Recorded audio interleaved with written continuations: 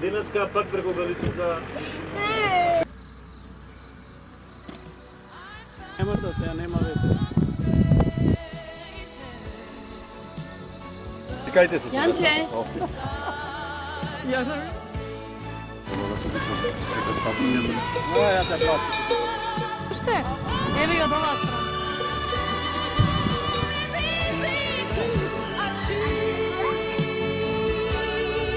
Idemo Bemre.